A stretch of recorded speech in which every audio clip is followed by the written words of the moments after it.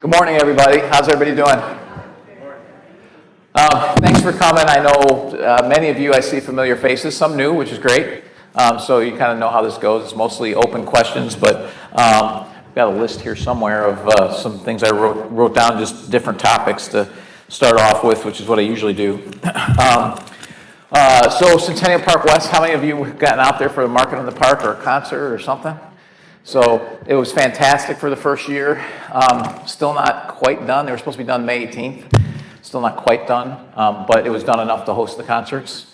So there's still a few tweaks to make. We learned a lot from it in the first concert or two, and I think staff learned a lot, and the taste was almost flawless, which is fantastic for a new venue. So traffic flow, all of that. I live in the neighborhood. There's no issues there. So that venue came out great. Shusher Park, how many of you have seen Shusher Park? Want to throw up the video of Shusher Park? Yeah, don't be texting, Kelsey. Time to work.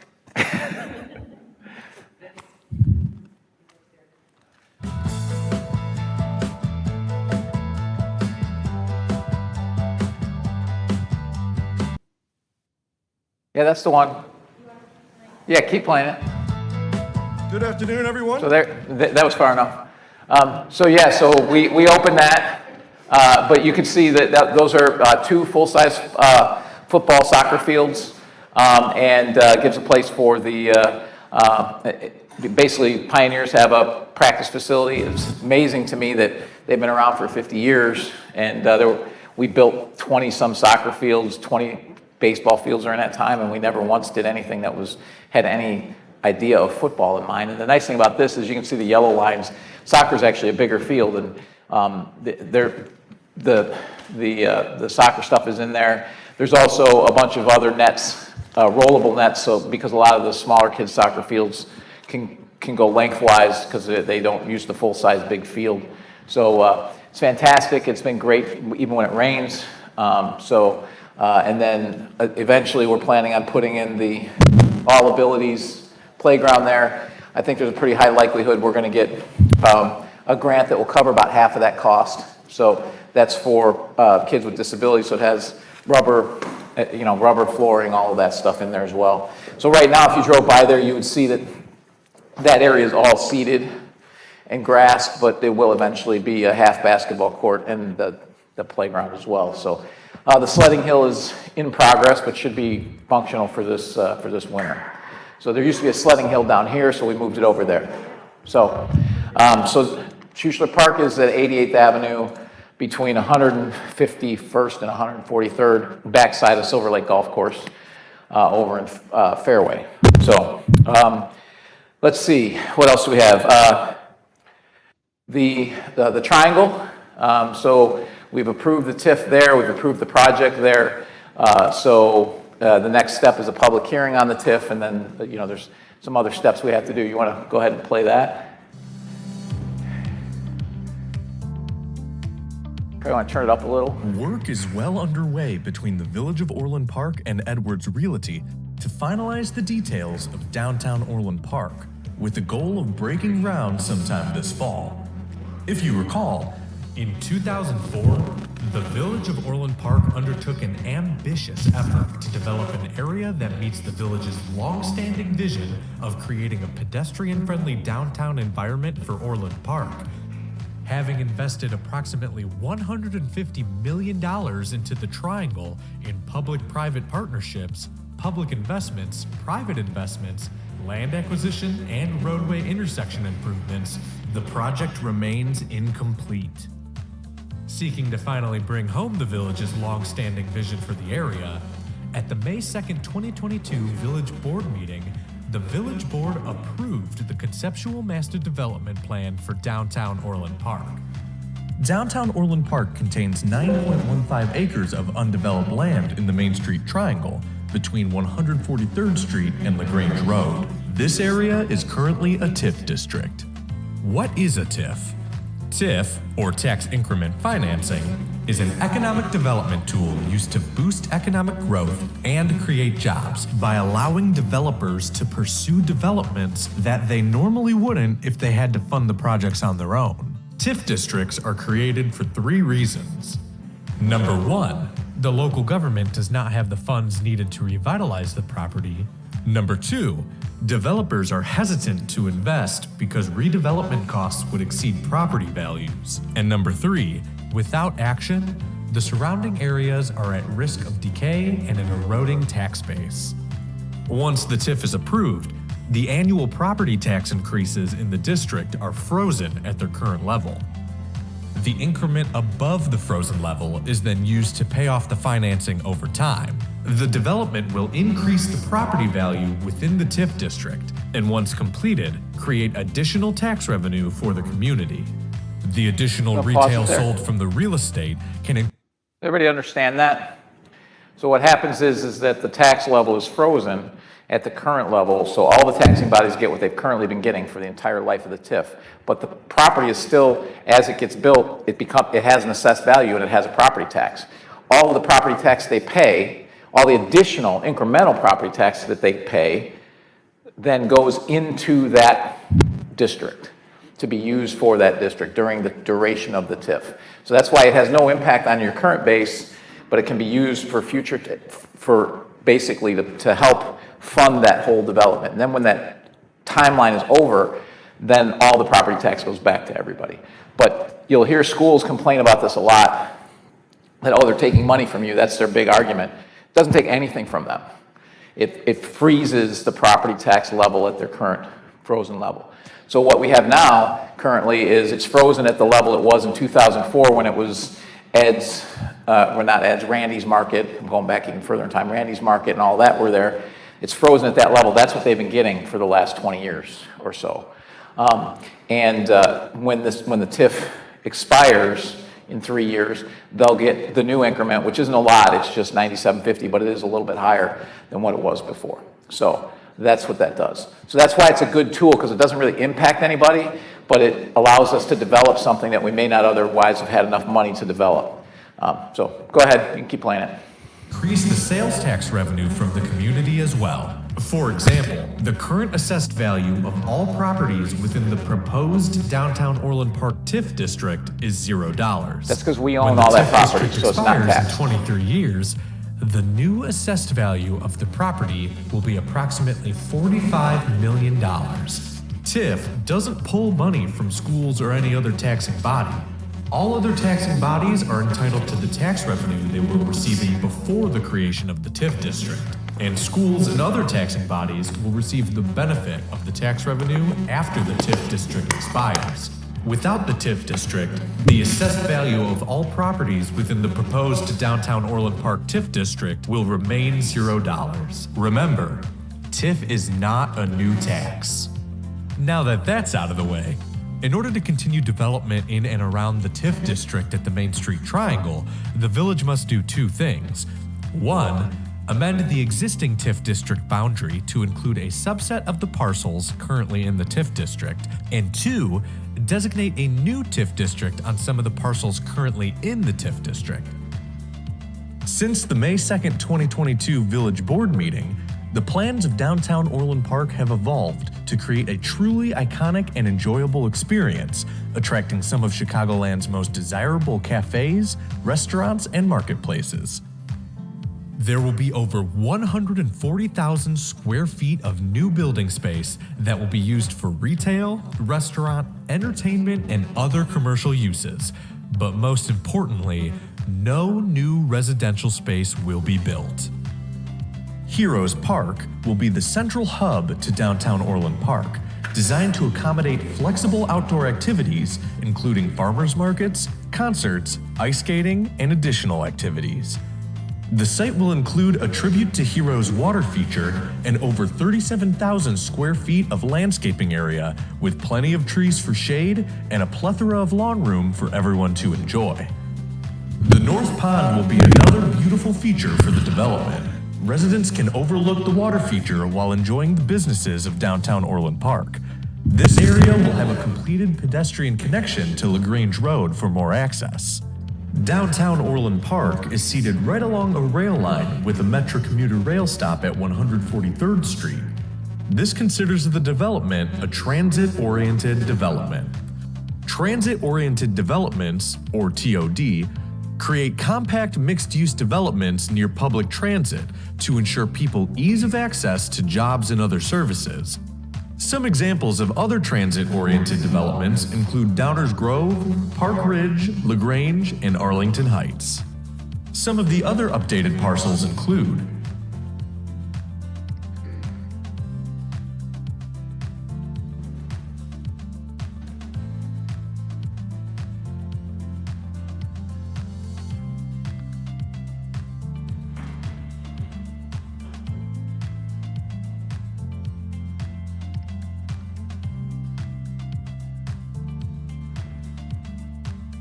the current two options of the site plan for downtown Orland Park utilize over 1,450 total parking spaces for the development.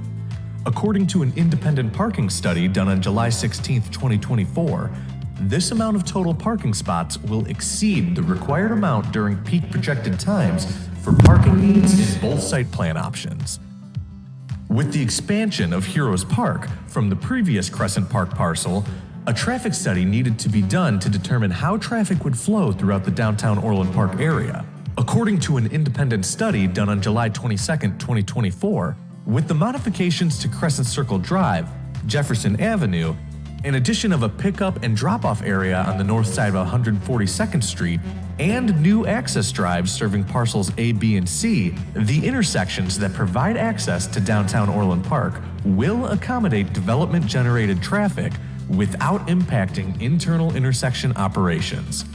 In addition, the internal intersections within the site are projected to operate efficiently and will not impact the access intersection operations. The site will also continue to provide adequate accommodations for pedestrians. The total development cost of this project, including improvements, is approximately $80,500,000. The TIF Increment Fund will fund approximately $33 million of this cost. Of that, about $10 million will be used for Additionally, the village will be dividing up its bonds for financial security. As development reaches a set of standards, more money will be released. In order to ensure long-term maintenance of downtown Orland Park, Can you pause the it there? village will also establish a special... So that's what's an important item. So when the TIF was done in 2004, all that infrastructure was built, all that money was spent with no plan. And that's one of the challenges of redoing it, is that there's infrastructure already there, and now the developer has to work around that instead of having a blank slate because there was no plan. So when you do a TIF, you only have 23 years to capture that increment. So you want something built as fast as possible, so they're starting to be taxed. So you're getting that property tax and it's going back in. That's the problem we had here, is that they spent the money to try and buy people out, force people out, do all this infrastructure, and we had nothing constructed for 10 years. So that's 10 years you lost of actually paying back any of that. So just on the books alone, we're $30 million in the hole on the current TIF. The other thing is they put in University of Chicago Medical Center. Well, what's the thing about University of Chicago? It's a non-for-profit, so therefore it pays no tax. So putting a non-for-profit in a TIF is also not a particularly good idea. So that would really hurt this. So in this case, we have a plan already. They'll break ground, probably a little bit of work this winter, but mostly in the spring, so that the goal is to have this thing built in 2 to 4 years so that it's generating that increment to pay things off. But the key thing here in the financial plan is any assistance we're giving that we have to bond out for, which the TIF pays back, we're breaking it up into pieces. Because as we all know, something could happen. You could have COVID, right? Something could happen that derails the project. If that happens, we're not going to have spent all that money up front like what was done in the past, so that we're not putting nearly as much at risk. So that's why that's important that we're breaking it into those 3 different parts, to make sure that the project continues to stay on its path. Go ahead. Service area for the entire property. Special service areas, or SSAs for short, are local tax districts that fund expanded services and programs through a localized property tax levy within that tax district. Revenue generated by the Downtown Orland Park SSA could be used for a number of things, including the following. This is to make sure it's maintained. for the long term. There are a lot of moving parts as part of this project. Here are some important upcoming dates. These dates are subject to change.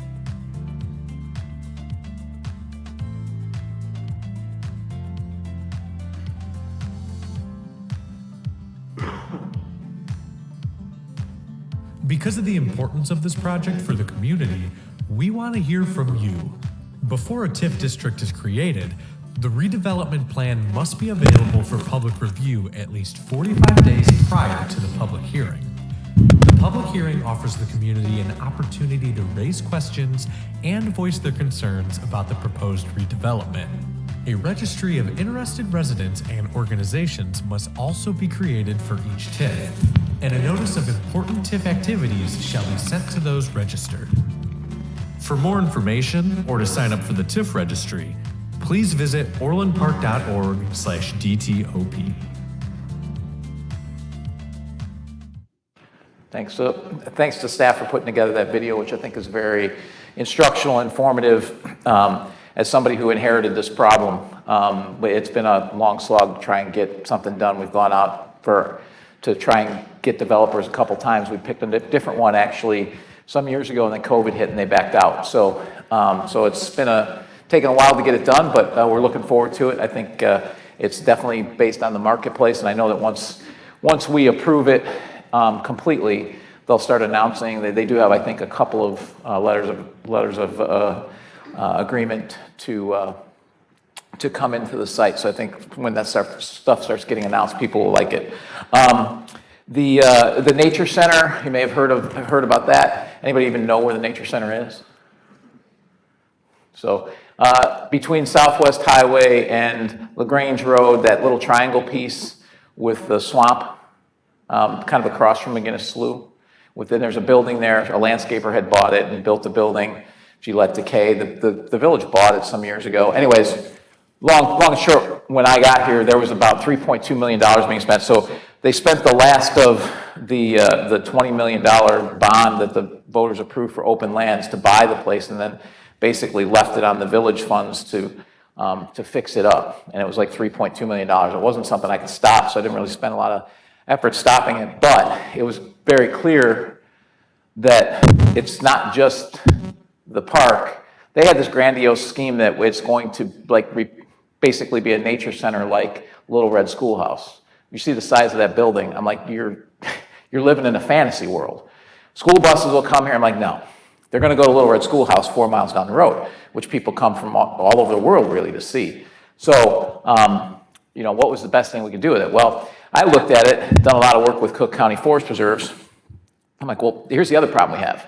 We have no in-house capability to maintain a wetland, bird sanctuary, a bird habitat, and a natural area. We just don't have that skill, so we have to send that out. A couple $100,000 every year to maintain it. Plus the building costs to repair that were over $1 million as well, and which we haven't done yet. And so I approached the Forest Preserve and I said, hey, this kind of makes sense that you guys take this over. It's right across the street from McGinnis Slough. They really like the property. It's a very high-end property for them to acquire. Usually when they acquire properties, they're not very nice. They have to restore them. This is already restored. And I asked staff, hey, what do we need in return? Quite frankly, if we got nothing in return, it would still be a win. It's just good government. Get it to the right people. It's open lands. Get it to the people who know how to maintain it. They have people in-house on staff that can maintain it. The big pushback from the Open Lands Commission and from a couple of members of the board is, it won't be part of Orland Park. I'm like, is somebody picking it up and moving it to Lyle? I mean, it's still going to be here. Who cares who maintains it? In fact, I'd rather not maintain it because it's expensive. So, anyways, but we did come up with some things that we could swap for it, that we did need. So, one, we owed the county about $250,000 for tree mitigation fees for other projects. So they're waiving those fees. The other thing is that 143rd Street, which you guys have heard about, the widening, it's widening towards the Forest Preserve. Now we have some, not right of way, but we had some easement there that we had acquired in the past. It's not enough. So what we did is we got permanent right of way from the Forest Preserve for all of that space that we need. It's actually written in such a way that it's a total amount that not to exceed, which will be enough, because we still don't know exactly, the engineering's not done exactly how much we need, but we can fluctuate that within that amount. We know that it's enough. We also were able to get right of way, if you think of Park School, on the west side of Park School off of West Avenue, we got right of way through that as well, which is Forest Preserve property, will provide a much safer way to get students in and out of Park School so they no longer have to go through that mess of the funeral home and all of that. So, so those are things we got out of it. We finally got it approved last month, 7 years, for something that was an absolute no-brainer. The Forest Preserve tried to extract everything from us. The Open Lands Commission here tried to fight it. The Open Lands Commission in Chicago tried to fight it. I'm like, why are you trying to fight something and getting conservation land? I don't understand that. It was all politics. But it actually took Commissioner Morrison, I told him, I said, I'm done. I said, 7 years, you guys keep asking for more and more and more. You're just being greedy here. You're making out on this deal from a land value perspective. And so he kind of read the Forest Preserve Riot Act, and he said, the mayor's going to pull out. And they're like, no, he's not. And it's like, yeah, he is. He doesn't need, we can still maintain it. The next day they approved it. So it took us basically walking away for that. It's unfortunate because it's such a win-win, but that's what happens when politics gets involved with stuff. But it took 7 years for something that was the most obvious no-brainer good government thing I've seen since I've been here. But it's done. So other stuff we have going on, we have roofing permits, which came up earlier. I mean, normally by now we have about 160 roof permits. This year we've got over 5,000 right now. Well, you should have enough staff. No one has enough staff to handle a 50-fold increase in the amount, or 40-fold increase in the amount of permits that you're getting. We have rolled extra staff there. We have taken the phones away from development services, isn't even answering the phones anymore. It's going to my office. It's going to the village manager's office, trying to answer that, because people would call asking about their permits, want this whole tracking. Well, while they're on the phone, they could have done 2 more permits. So we're doing everything we can to get that done. Here's the interesting thing about this. We've denied, I think, 32% of the permits. And they've been denied for reasons like not having an address on your contract, Illinois law required. Not having your driver's license submitted with the permit application, again, an Illinois law for roofers. Probably because roofers have a history of, when there's events, the scamming and that kind of stuff. So these are Illinois laws that are required, so roofers should know this, right? Not signing contracts, having different addresses on the contract and the permit application. I mean, really simple paperwork types of things, but it's like they're getting denied. Then people call back and say, well, it was denied once, you should put it to the front of the pile. Like, no, that's not gonna happen either, because it's not fair to the people who are doing it right. We have one guy that submitted 119 permits and nothing's gotten denied.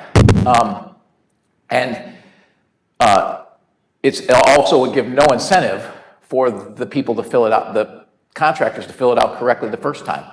And also, I don't think anybody wants staff picking and choosing, or people calling trustees and saying, well, and moving stuff to the front of the pile. So I gave a directive to staff, the board gave a directive to staff, that you're to do these in the order they're received. So, so that's what we do. So do it right the first time. We have processed, I think now it's about 2,500 of them. I think we're down from 2,000 in the queue to like 1,500 in the queue, so we're making some progress with the changes that we've made. Additionally, you should know that 2,500 have been approved. There have only been 400 inspections requested. So there's a lot of the contractors blaming us for not having a permit. Sometimes they actually have the permit in hand and have paid for it. Because I got a call about that. And I'm like, they've had the permit for 10 days.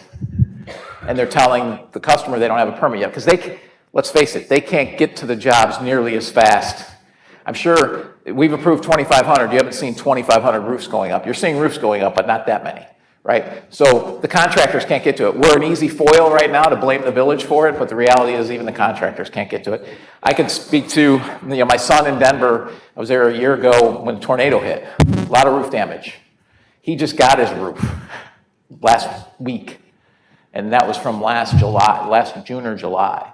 So this is not, it's just, it's just a supply thing. You get 5,000 roofs in a town and one, that's 20% of our roofs in one summer. It's just a lot. So we will get through that. Lastly, public safety. We did have a group came out with a report. They called us 120th overall, but we looked into there's like 4 different categories. One of the categories were property crime, violent crime, people killed in car accidents, so fatal car accidents, and drinking to excess. I don't know how they got the drinking to excess number, but I can tell you our number was really bad on that one. So I guess we got a lot of heavy drinkers in town.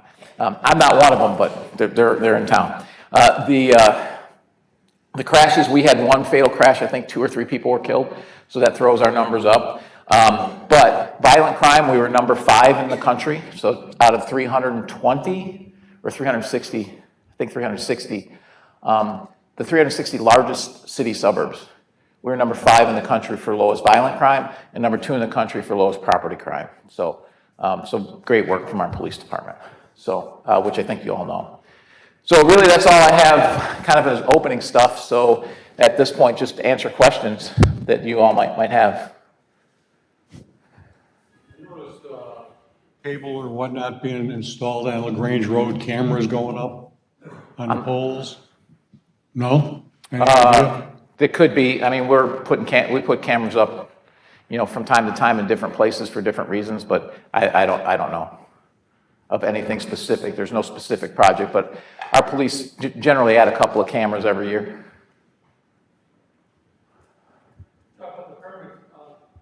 Don't you ensure that the roofing contractor has adequate insurance? So the roofing contractor has to be licensed with the village, which requires insurance. But the reasons they're being denied is some of them didn't have current licenses, but they're usually more benign, like they don't submit a driver's license with the permit, which is required by law. It's an Illinois law. And we can't keep it on file. It has to be filed with every permit. They know it. They have to have the physical address of their business, not a P.O. box, a physical address of their business on the contract. Again, an Illinois law, right? So that's probably been 2 of the most common reasons. The other reasons are not even submitting the contract, not even submitting all of the paperwork required. Other common reasons, not signing the contracts, not signing the permit. Just really simple stuff, really. But it's like, hey, you gotta take care of that stuff, and if you don't do it, you're gonna have to resubmit. So, Going back with the permits kind of thing, roughly how many permits get done a day, and roughly how many people are going through the permits? So as I just said, we've had about 5,000. So that at a peak, we were seeing 100 to 150 a day coming in. I would say we get processed because we have to scan them all in as well. We've been getting processed between 60 and 120 a day, and that's approvals and denials, and it kind of depends. Sometimes you have somebody sick, and so they're not on it. But we were at 2,000 3 weeks ago. And I actually stepped in and made some changes to our staffing and the like, and we gave some directives.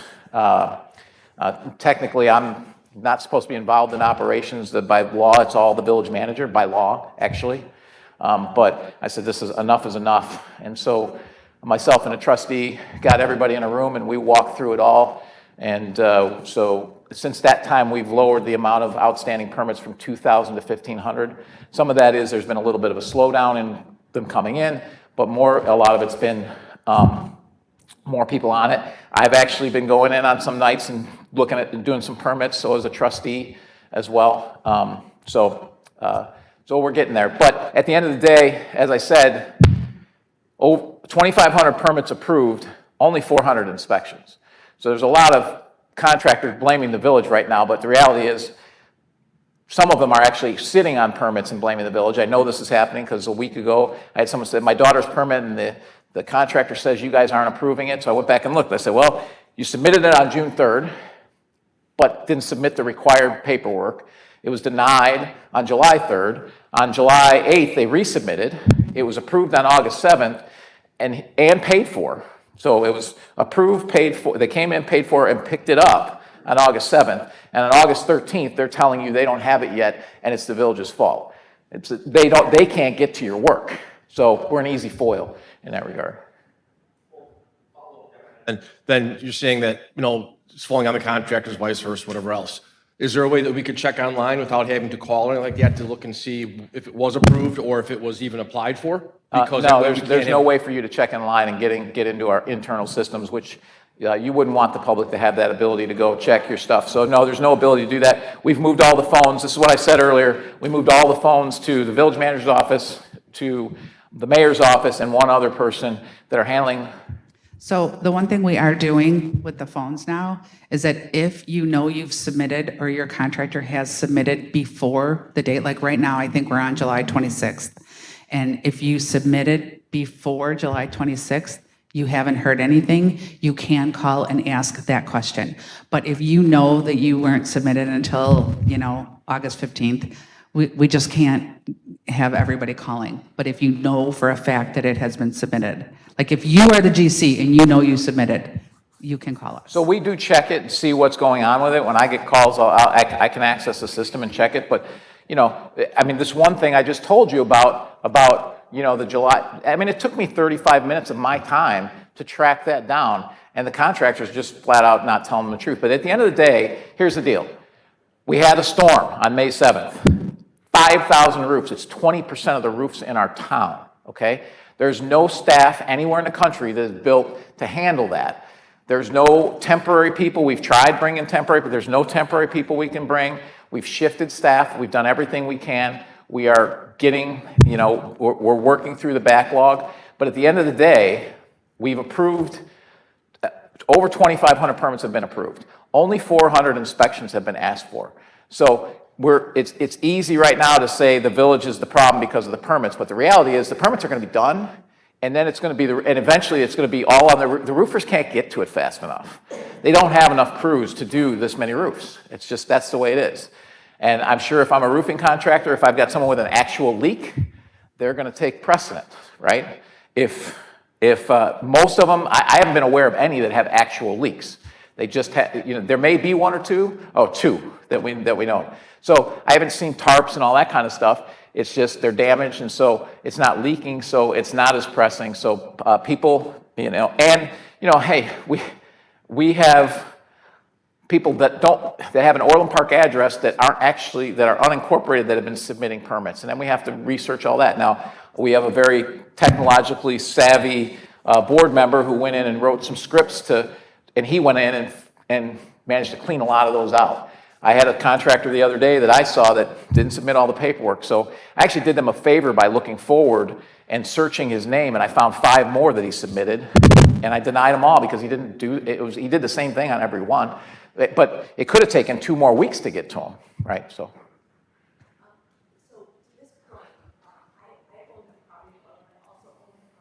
Properties in surrounding areas as well. And all my properties have brand new roofs, and I don't know about you, but I had the most aggressive roof solicitation campaigns, Yeah. right? Like on my door, all my properties in the mail. There's And 5 that I know that got ticketed because they came to my house. Extremely, right. So to this point, right, knowing that this creates an operational issue for us, right? Perhaps next year, we can, there could be something created where they cannot aggressively solicit us the way they Well, did. they can't. We already have laws in place, but you have to call us and tell us that they're there because we don't know. So we certainly had an aggressive social media campaign that said report. They need to have a badge. They have to apply for a solicitor's permit to solicit in Orland Park. And there was 5 that I know of that came to my house that got ticketed because I basically called the chief and said, hey, this guy's working in my neighborhood, and we came over and ticketed him. So, but obviously we don't have people running around and doing that. You have to, call, say, hey, this guy's coming to my door, and we send people over. We wrote a lot of tickets for that. So we do have an aggressive campaign. It is not allowed. You have to have a license to do it. So yeah, they were on us like flies on crap when that happened, right? So, but that's why all of these laws are in place too, because these are state laws. you know, the address on the contract, the driver's license with the contract. This isn't something we're making up. It's actually a state law that you have to do that. And the reason is because roofers in particular have this reputation. I'd hate to be a reputable roofer in the roofing company because you're getting tainted by everybody else. So, but that's the situation. It's just going to take some time to continue to work through all those. Yeah, that was going to be, I think you answered my question, is if they come to the door, they should have a solicitor's badge, right? Correct. Or else you can, okay. Yep. She's bringing you the mic. Hi. Can I ask a question about my property? Well, I won't have an answer for your property, but It's a street. 2 years ago, Jack told me that he would, that he would fix, repair, I live on Virginia Court off of Catherine Drive. Okay. So my street, which is private, comes down and the curb is high.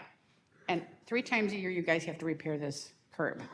Now, I asked him if he could make it flat so we wouldn't have to do this anymore because I had to replace. well, I don't know anything about your Several thing, rocker but arms. Bonnie will get your address and she'll check into it. But I mean, we have 22 square miles of streets. I just can't answer that question.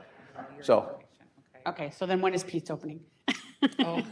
so Pete's, you know, they told me the summer, then they told me the fall, and now we're hearing after Christmas. I don't know when Pete's is opening. I mean, they have issues with getting shelving and other things. It's supply chain issues with getting stuff built out. I know they're not going to open, even if they're ready. They won't open between Thanksgiving and Christmas.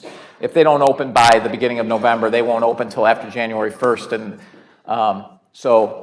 because over the holidays, as they explained, they said, you know, we need to get people coming here for 3 or 4 weeks before the holiday season. Otherwise, it's a rough opening for them. So I'm not sure.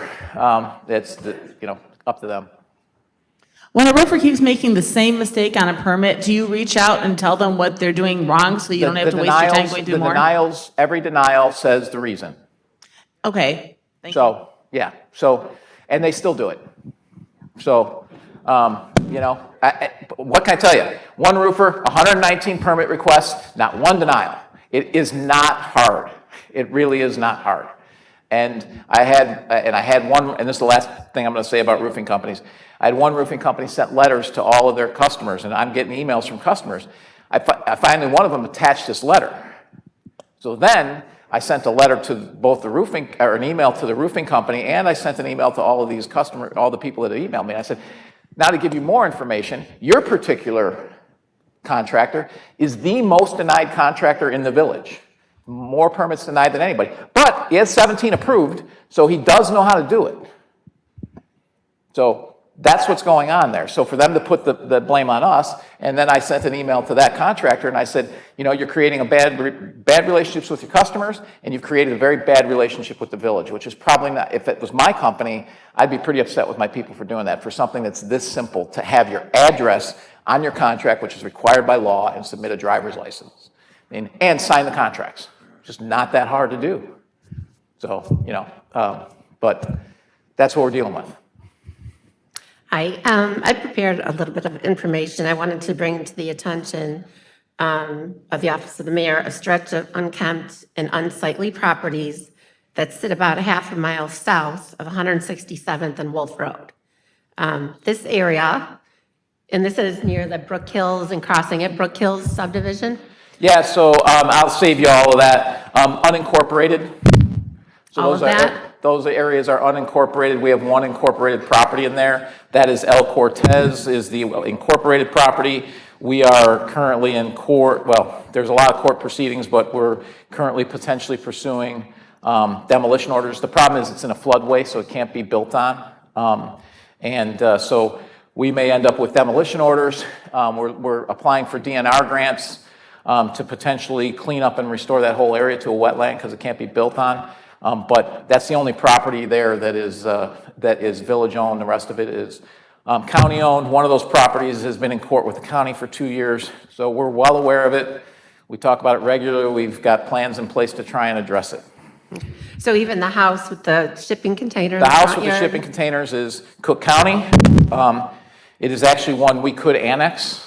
I know we got people here for the annex. We could annex that one.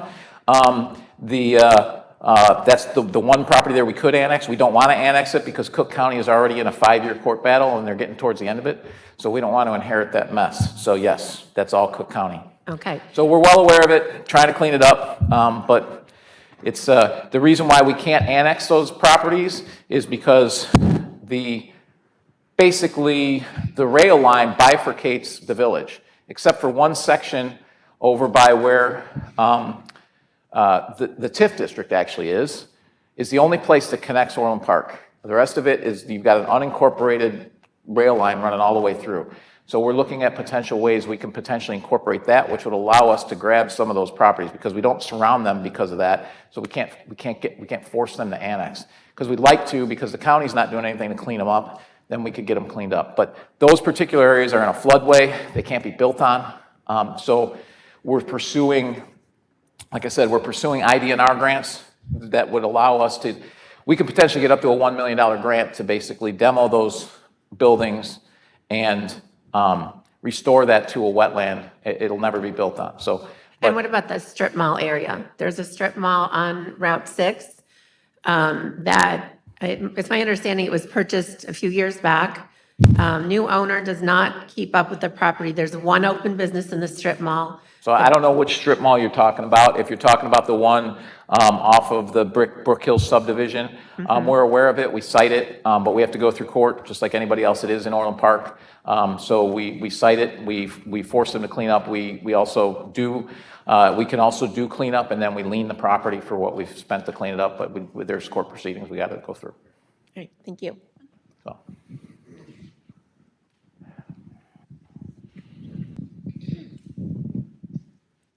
I don't know if anyone else has had this experience, but I've seen a lot of people running red lights. Within the course of 2 weeks, I saw it 7 times, and one time, it wasn't just one car, it was 2. And luckily, the person in front of me looked and stopped before proceeding through the green light that we had before getting smashed. But if you could share that with, Chief Rossi, that would be great. Yeah, we know. We know people run red lights. So we have 22 square miles to cover. So here's, I suppose we could put a police car at every red light. Our property taxes would go up about 100 times to pay for that many police officers. As you know, if there's an officer there, no one's going to run the red light. We have cameras on the intersections that were our highest crash intersections. We have 3 cameras. People complain about that. Oh, you're trying to get money, blah, blah, blah. We don't write on red tickets on those. And they have reduced, we reduce people, ticket people who actually run red lights. And it has reduced crashes. So we're very aware of the intersections where we have problems with crashes. I saw it. Hey, I saw the other night someone put on white flashing strobes and drove by everybody on LaGrange Road and blew through the red light. So I've seen it too, believe me. You just hope that there's an unmarked car there when it happens. But we're aware that it happens. It happens everywhere. There's not a town it doesn't happen in. Who times the lights in Orland Park? Depends. Okay, like 143rd and LaGrange and like. Anything that's a state road is the state. Anything that's a state. Anything road. that's a So- state road is the state. So LaGrange is a state road, Harlem's a state road, 143rd is a state road, 159th is a state road. County roads, 169th, 108th. Okay, so when I turn off like. 143rd and LaGrange is a state road. John Humphrey Drive, I get a light. Then I go to the little crossing and there's a light. Then I Yeah. get the light at 143rd. I mean, I can walk to Walgreens faster than I can drive there.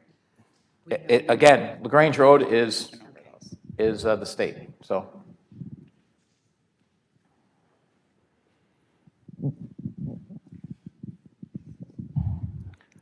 I just want to, my son is from Ohio, and he brought his girlfriend here when the weekend of the Taste of Orland Park, and he was impressed with the concert and everything that was set up, and we really had a good evening there. As far as other, excuse me, I have a stutter and everything. That's okay. But the new health, you took over the health center over here on, used to be the Payless Health Club, is that correct? Yep.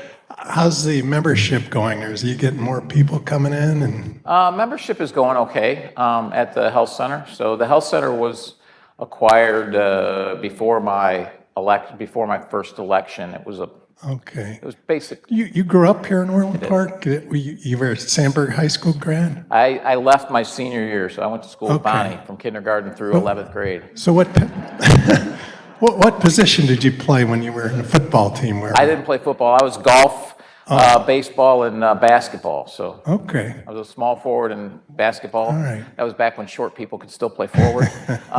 They didn't have to be 6'4". And baseball, I played first base and outfield, and I golfed. So all right, well, keep that up. Yeah. All the programs you offer. yeah, I played Nice. offensive line in football for the Pioneers. So when I got there, I looked and I went, yeah, I think golf's a better choice. So. Our junior year football team, I think our biggest guy was 205 pounds. So it's a little different today. But the taste was great. That was fantastic. Orland Health and Fitness was acquired before I became mayor. It was a political threat, basically. I'm going to run against you if you don't. They had all those people picketing, and most of those people weren't even Orland Park residents. The really bad part about that, I can make an argument about acquiring that property either way. I could argue for doing that. I could argue against doing that. What I can't argue is there was no due diligence done. We've had to spend $13 million to get that property up to speed. You can imagine if a business is going to leave a fitness center, they're going to stop putting money into it. So between the pool and the HVAC and all this, $13 million. So before you make the decision whether to acquire it or not, you should know that it's going to cost you $13 million. Now, you could argue $13 million with getting an indoor pool was worth it. You could also argue that it's money we should spend somewhere else. But you can't argue that you should have known, and they didn't. They basically just kicked the can down the road and said, we'll deal with it later. And it's something we've had to deal with, and we've spent a lot of money on capital on that particular building. But it does run, unlike the Sportsplex, like all of our rec, our target is to subsidize rec with 52% of property tax and taxes. Sportsplex is subsidized. Orland Health and Fitness, aside from the capital costs, is not. So the operational costs, there's a group that runs it, and it has been operationally profitable. Not a lot, but a little bit of profit in it. So that's why the rates there are higher for membership than they are at Sportsplex. Hi, good morning. I think you mentioned you did a swap with the Cook County Forest Preserve to gain access rights to a potential bike path between LaGrange and Visit Wolf Road. It's not an access for a bike path, but... I'm sorry. I think you had something that was north of McGinnis Slough cutting through. Well, there's a bike path along that's north of McGinnis Slough that we're working on that will connect our bike path system. That's well down. It's in phase 2 engineering. We have construction funds for that. Gotcha. Okay, I misunderstood. That has nothing to do with the land swap. Okay. When's that due to be completed? I don't know. In the next couple of years. Okay, it's a little bit out still. Yeah, it's still a little bit out. Yeah, but it's in the process, so it's a couple years, gotcha. 3 years, I think, in total. I don't know exactly. Thank you. Does Orland have an ordinance as to how many people can occupy a home? There's fire codes for how many people can occupy a home, but we really can't control occupancy of a house. HOAs have more power than the village has regarding those types of things, but there are property rights and things like that, and the village can't dictate how many people can actually live in a home. I mean, Cindy, you can probably answer this better than I can as a real estate person. Cindy Katzin is one of our trustees, but there's nothing. You run very afoul of the Constitution very quickly with anything like that. HOAs can do some of that. We can do some things as far as rentals and things like that. We're working on that as well. There are some limits we can place, and so we're working on some of that. We're not really near those limits. I think it's been a while, but it's like the 2018 or 2019 study. We were the highest percentage of owner-occupied homes, residences in the entire country for towns over 20,000 units. So we have a very high ownership in Orland.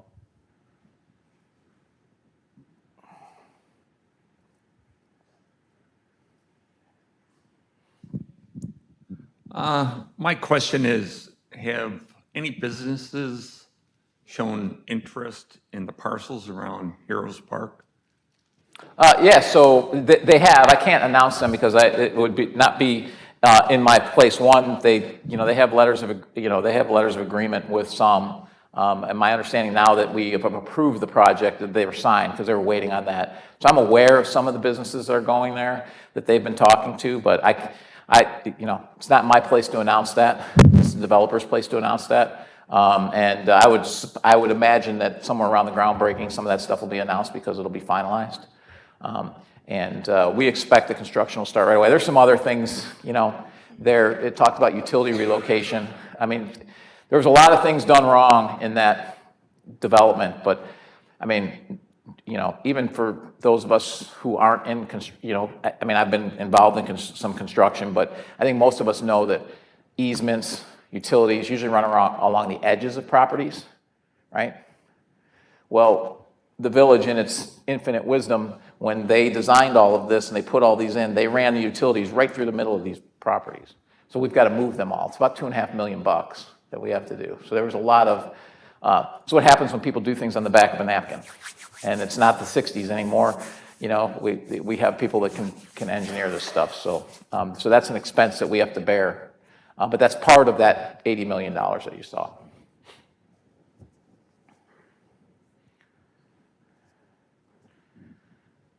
Any other questions? Yeah, I should have left it. Has the developer of the property with PD's 2 brought anything to the village yet? Yes, they brought some stuff to us. We'd be fine with it. I haven't seen anything more from it. We do have, so we have potential TIFs there at the Andrew Corporation site and at the John Humphrey site. All of them are the same developer. They have put into escrow money to pay for the costs associated with, because to have a TIF, you have to show that it's a blighted area. You have to show that, but for the TIF, you would not, that's probably the biggest clause, but for the TIF, you would not be able to develop the site. So they've put money into escrow to pay for all of that, and we've approved all of that. So all of the kind of the precursor legal stuff that we have to do has been done on all three of those sites. I think the site that's probably furthest along from them is the Andrew Corporation site, but we still haven't seen any formal. It's all been informal discussions, and they've done a lot of work, but nothing. PD's 2 parcel, does that go all the way to Ravinia by Costco, the street? So just about, yes. There's some areas there. There's a couple parcels that are not part of that parcel. So there's one along.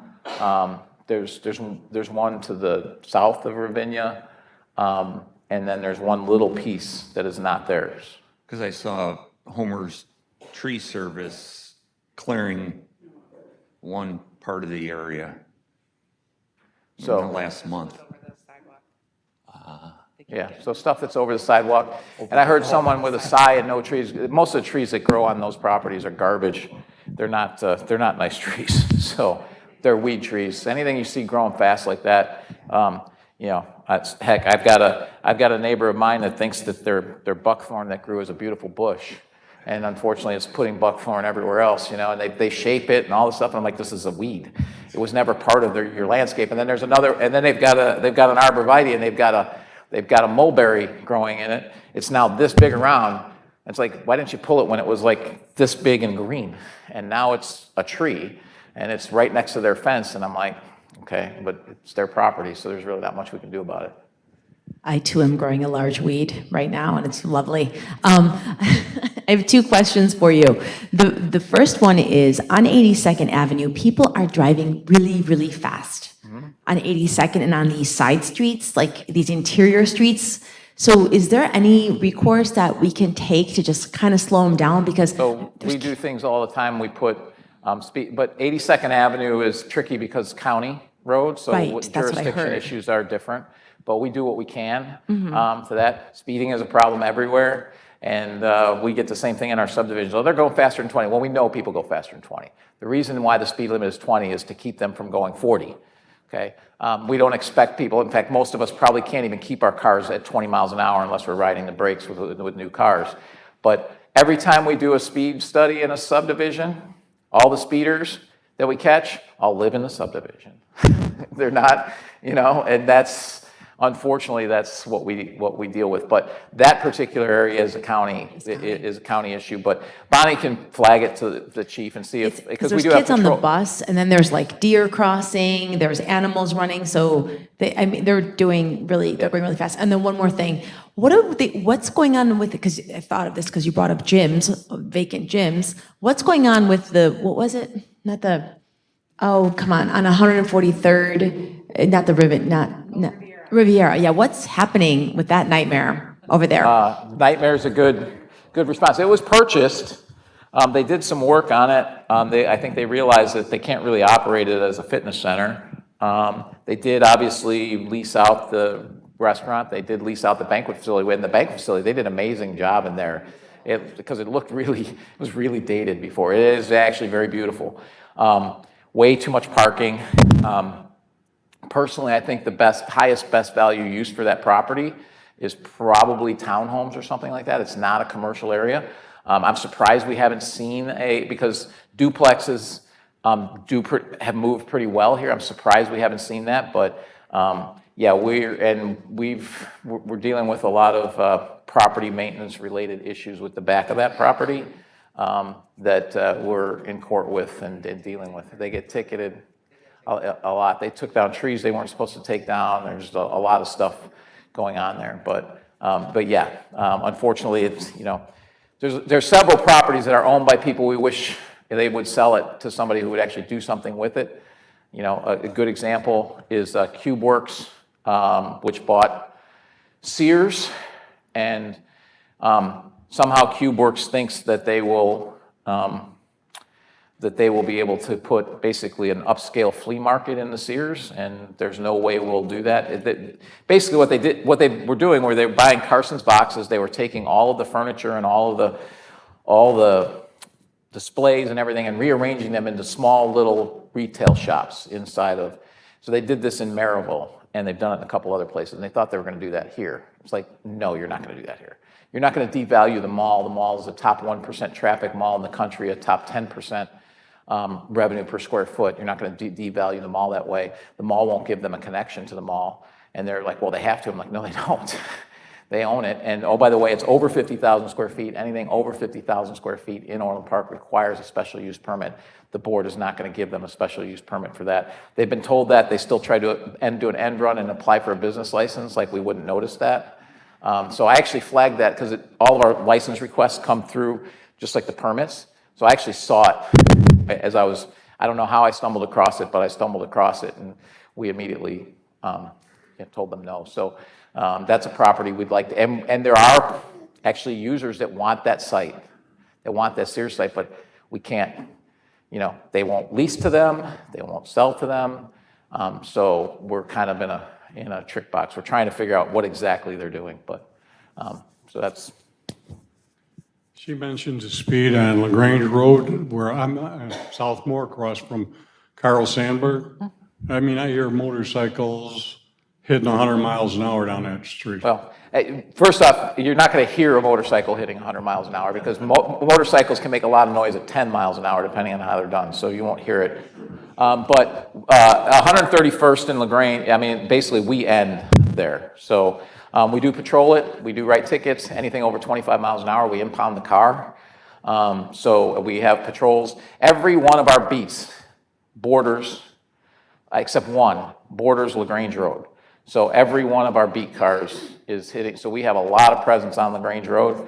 We know it's an issue, but at the end of the day, it's an issue everywhere. I mean, when police are there, they don't speed. When police aren't there, they do. It's just, I mean, I'm guilty of driving over the speed limit. I'm not that fast, but, I'm guilty of it. I'm sure a lot of us are guilty of it. So, we generally write tickets over, if you hit 11 miles an hour over the speed limit, that's what we write tickets for. So if we catch you, we write 4,000 tickets a year and 4,000 warnings a year. So, Is there some we can't have speed cameras? we're not going to do speed cameras. So, So Portillo's is coming in, correct? Correct.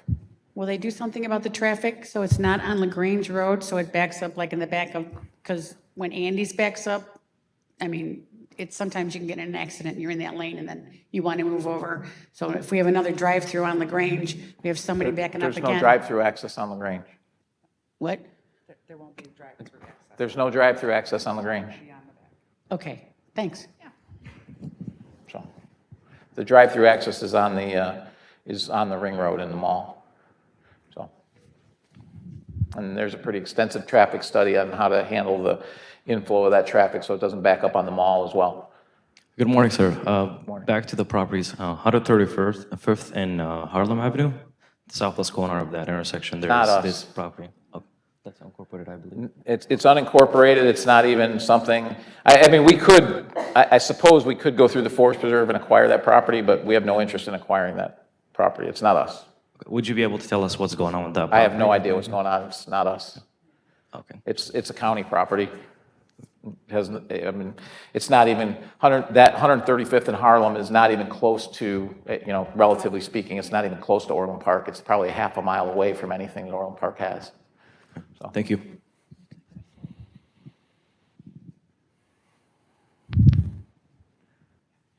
Any other questions?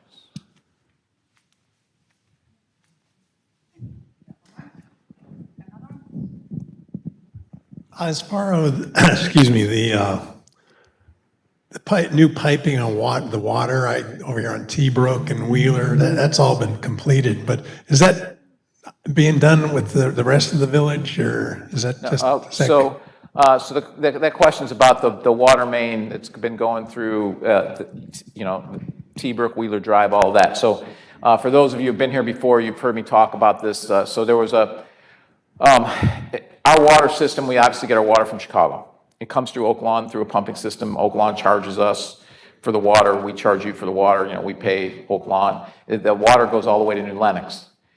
It's only one line, no redundancy. If you're going to build something today, a new water line, you'd build a loop so that if you had a break, you could run the water the other direction. That's not how this is done. So that if the water main has a break, a major break, we've had some that have taken a day or a day and a half to fix. If we had a major break like under the Cal Sag, we could be without water for like 5 days. And people will die. I mean, it's not an exaggeration if that happens. So this was recognized years ago. And so since about 2000, they've been working on a redundant water project. They came to an agreement on this in like 2014 or 2015. And basically all the towns that were getting water off of this redundant line from Oak Lawn and Oak Lawn are responsible for paying for this project. The project has grown to, over time, it's a $300 million project. Remember I talked about the swap with the Forest Preserve? The Forest Preserve actually held the project up for 2 years because they really don't care about you or their water. They care about getting money. And so they extracted $4 million out of us for going through the Forest Preserves, because you probably saw that line coming through the Forest Preserves. So as part of that line, the line goes all the way to New Lenox. So now you'll have 2 lines. So they'll be redundant so that if one line breaks, you still can get water the other way. Well, one of the issues with that is, that's great. It runs kind of near Harlem. Well, we don't have a second line into us, so we're technically not redundant. So we had to pay for a spur to come off of that to come to our main pumping station, which is behind Liberty School. So that's the project you're talking about. And so that line is pretty much done, and they're restoring. They're going to restore the road. That's why Wheeler hasn't been, Wheeler was on the list to restore like 4 years ago or 5 years ago. We just did a 1-inch overlay because we wanted to buy us time to get to this, because we knew the whole road's going to be torn up. So we were actually going to use the same contractor to do the whole road, because he's doing half of it. They're doing half of it as part of this project. Well, their prices were so high, they're going to do half, and then the other half will be done by the folks that we have contracted because it's much cheaper, because we have to pay for that directly. But we're responsible for that part that comes down. We're not responsible for the contract. We're responsible for the cost of the spur that comes to us. And that will give us, so in about 2 years, that project will be completely completed. 2 or 3 years, and then we will have redundancy in the system, which is good. At the same time, we're doing some work on our water system. We have underground storage. There's 2 different sides to that storage. So we're basically doing some major maintenance on one side of it. Since we dug everything up to get the new line into the other side of the storage, we're digging up the one side, draining that out, doing all the stuff we need. We'll fill it back up, then we'll do the other side. So all that long-term maintenance will be done as well, all at one time. So, but that's what's happening. So it's a really big project, really big cost. Our costs are going to go down a little bit because two or three outlying communities decided they were going to leave the system to not have to pay for it. They've decided that's not a good choice. Olympia Fields, I think, and somewhere else. And but we basically, 25% of the cost of the whole project is on us. And it's reflected, we run our water and sewer as an enterprise, as a self-contained enterprise to break even. So your water and sewer rates reflect the costs to upgrade our water and sewer. So that cost of this project, which is a bond that Oak Lawn holds, it's actually at a very low interest, like 1.5%. It's a federal bond because of the nature of the project. You'll see it on your bill. I think probably this year, you're probably already seeing it built in. It's probably about $14 a month that it's costing to have that. But it predates me, but it's the right thing to do. It took a long time to get everybody that's involved to agree to it, but it's the right thing to do because it's bad to not have water redundancy. And we will when that's done.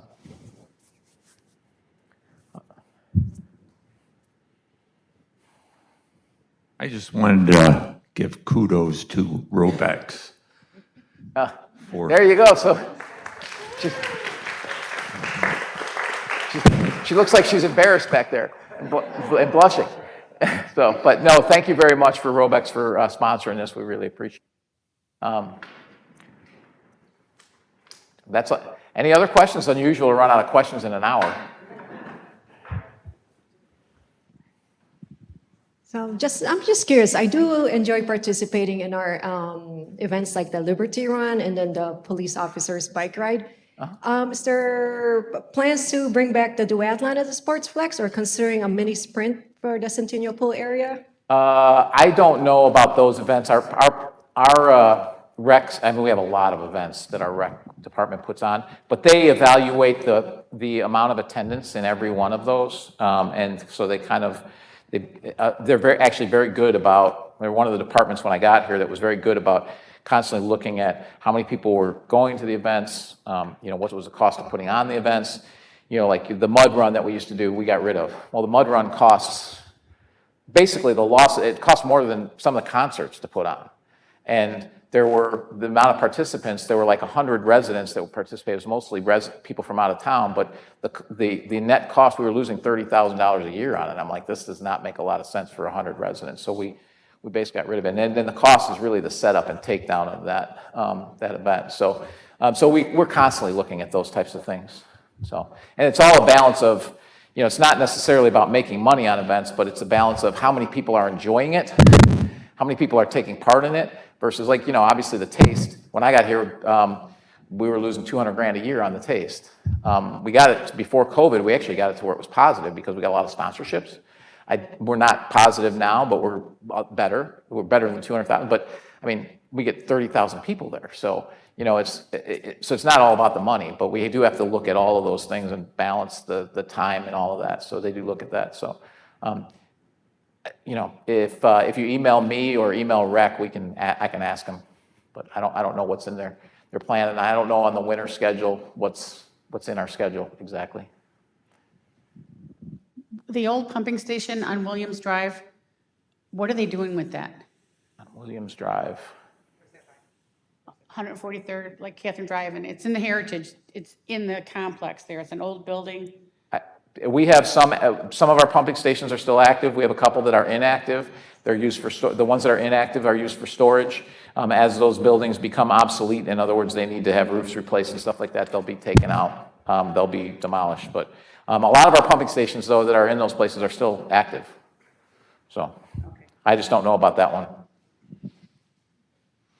Just curious if the village got any reviews from the performers at the concert facility? Oh, yeah. Rave reviews from the performers at the concerts. I mean, if you were at the Mark Martel, he even said it to to everyone there. He said he normally goes back to his hotel, and he didn't go back to his hotel because the dressing rooms and all that. I mean, we built a first-class facility. So the performers, they like it. The agents like it. There's other performers that want to come. It's all a function of cost and all that. But no, very, very rave reviews about the venue. They absolutely love the venue. So. What's the average pay that they get, the bands? Like, how much do they cost? There isn't an average. Headliners this year, the headliners range between $35,000 and $150,000. I mean, you can go into the millions. We obviously aren't looking at talent that costs that much money. And it's based on, a lot of it's based on availability as well. So this is Chicagoland is the hardest market to actually book entertainment in the country because there's so many venues and the season is so short. So there's a lot of competition. So it's we try it. We can see how many tickets, how many people they draw. We know who it is. I can tell you that staff often wants to go with something that I know is not going to draw. They want to go with stuff from the 90s and 2000s, and I'm like, the fact is, we're an older community, and that just doesn't draw here. It just doesn't. But boy, you bring Pat Benatar, you bring a Queen tribute band, it draws a ton of people, right? So, that's what draws. So, we look at all that, and we look at availability too, because when are we available? When are the bands available? All this gets factored into to choosing who we're going to bring. And different bands, and some are easier to work with than others. All of that. So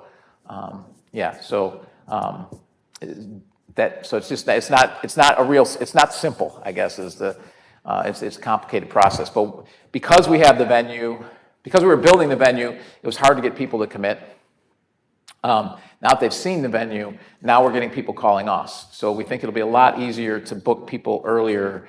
Last year, I don't think we booked Gary LeVox until 6 weeks before the concert because we were having a tough time getting people for that June 8th concert. And could we? We could. I don't think we have any immediate plans to do so. I think what we could see, probably keep the 3 concert series for the time being, we'll have the taste. We've toyed with some ideas of potentially a winter Christmas concert there with an orchestra. It'll be cold, but I think that might be something interesting. We've toyed with like a Chris Kindle Market or something like that, but that's obviously a company, and so you got to talk to them. So those are some ideas we've kicked around. I do think it's quite possible we add a couple of concerts that are not the $25 bring in your own food kind of concerts, like concerts where the ticket prices are higher, where you're coming in just for the concert, and it's somebody that draws 8, 9, 10,000 people, right? Those obviously would be more costly. There's completely different way that would be handled. There'd be food vendors. We'd probably take a cut of the food vendors. They'd probably it gets really complicated with those bigger acts, but there's some of those that that have reached out to us. So I can't see doing more than a couple of those, but we certainly wouldn't want to bite off and do a ton of them. And I don't think we ever have an idea of being like Ravinia and doing something every night. The markets in the park were more successful, I think, than over here. Probably until this last one, they were probably double to triple the attendance we ever saw over at the other place. I do think it needs some improvement.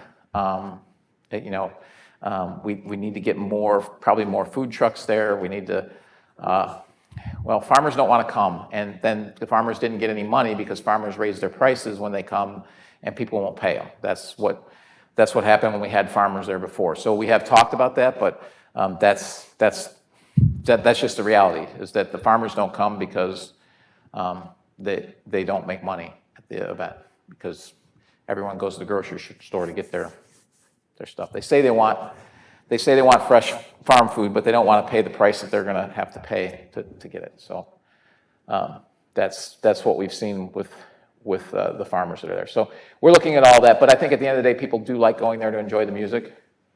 And it's a very nice setting to go enjoy the bands. Those bands are really inexpensive. We've even talked about maybe putting a second band up before it, maybe like kids, like a high school band or something like that's forming that might play for free. So we've looked at all those different options.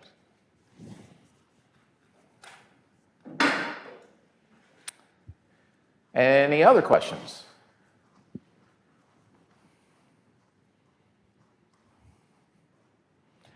Didn't hear any questions about Dugan Park we have up here. That's where the old library is, which has been demolished. So Dugan Park, we do have a grant for that. So I think next year you'll start, so next year and the year after this will get built. But basically it's 10 pickleball courts, lighted pickleball courts, tennis courts, playground, the baseball diamond will stay, and then also this soccer field will be rehabbed as well. So, and then a path around it. So you have that. The Veterans Center should move. It's been delayed a little bit. It's going to get moved in probably in October as opposed to September. So the current one is, do you know where the current one is? On West Avenue? So it's currently at West Avenue and just north of 151st. So 2 blocks further north in front of John Humphrey Park. That building there. The building that it's currently in, basically past its useful life, about $600,000 to repair it, to do what we needed to this building was about a little less than $100,000, and that building's got about 20 years of useful life. It's got more parking, it's got a kitchen, it's going to have a bigger meeting area, not a lot bigger, but 50 or 100 square feet bigger.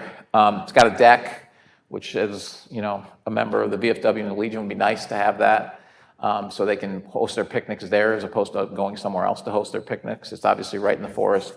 Like I said, more parking, so I think it's going to be good. Sometime in October, we're going to move. We're probably going to do an event and ask the residents to come out and help move the stuff from the current Veteran Center over to the other Veteran Center and help move all the veteran stuff. They also will have a lot more storage in this location, including secure storage, which is important for the guns they use for the salutes and stuff like that.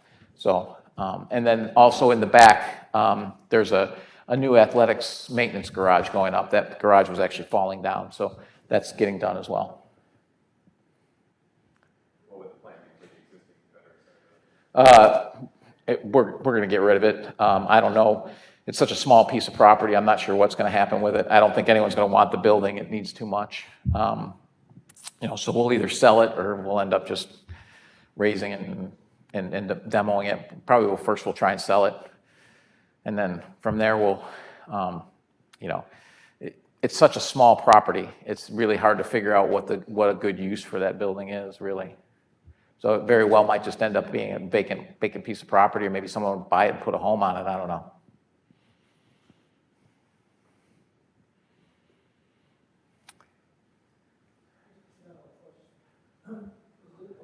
Township have any association with the village of Orland Park, the township? Well, they don't have any direct association, but obviously Orland Park is in Orland Township. It's also in Frankfort Township, Bremen Township, Frankfort, Bremen, and Palos Township. Yeah, so we have 4 townships, but 90% of Orland is in Orland Township. No, it's a completely separate taxing body. So you have on your property tax, you have Orland, Village of Orland, you have Township of Orland, completely separate, not related in any way.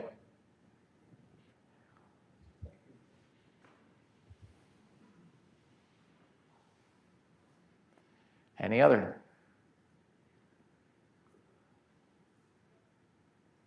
Oh, pretty. Jay, you don't have any questions? Thank you, Mayor. Oh, you're welcome. You're welcome. Happy to do this. Thanks for coming out. Appreciate it. We do this every month. I think we get the best attendance here, generally. But we do it in other locations too. But thanks again for coming out. And, well, I don't think we picked a date for next month. It'll be next month sometime. Don't know exactly when. So, but Yeah, great. All right. Awesome. Well, thank you so much. Thanks for coming. We really appreciate it. Hopefully this was helpful.